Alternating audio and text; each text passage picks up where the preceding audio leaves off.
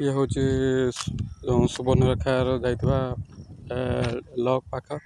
ତ ଏଠି ବନ୍ୟା ଜଳ ଯେଉଁ ପଶିଥିଲା ଭିତରେ, ତ ସେଇଟା କମି କମିବାରେ ଲାଗିଛି। ଦେଖିପାରୁଥିବେ ସିଧାସଳଖ ଦେଖାଉଛି ଆପଣଙ୍କୁ ଯେଉଁ ଜାମକୁଣ୍ଡା ଲକ୍ ବ୍ରିଜ୍, ତା ସାମ୍ନାରେ ଯେଉଁ ଥିବା ନାଳଟି, ସେଥିରେ ପାଣି ପ୍ରବାହିତ ହେଉଛି ଆଉ ବଢ଼ି ନଈରେ ପ୍ରବେଶ କରିବ। ତ ୟା ପରେ ଆପଣଙ୍କୁ ଦେଖେଇବି ବଢ଼ି ନଈ। ତ ତା ଆଗରୁ ଦେଖି ନିଅନ୍ତୁ ଏ ଯେଉଁ ରହିଛି ରାସ୍ତା ପାଖ ଯେଉଁ ବିଲ, ତ ସେ ବିଲ ଗୁଡ଼ାକ କେମିତି ପାଣି ମାଡ଼ି ଯାଇଥିଲା, ଯାହାଫଳରେ କି ଚାଷ ଜମି ବହୁତ କ୍ଷତିଗ୍ରସ୍ତ ହେଉଛି।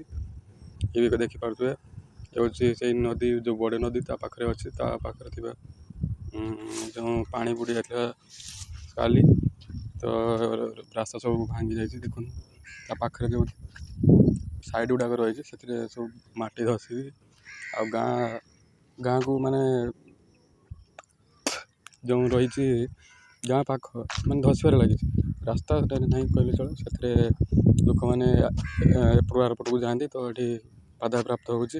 ତ ସରକାରଙ୍କ ଆଖି ଦୃଷ୍ଟିରୁ ଯଦି କୌଣସି ପଥର ପେଚ୍ ଲାଗିବ, ତାହେଲେ ଲୋକମାନେ ଯାତାୟାତ କରିପାରିବେ। ଦେଖିପାରୁଥିବେ ସିଧାସଳଖ କେତେ ଜୋର ପାଣି ପ୍ରବାହିତ ହେଉଛି।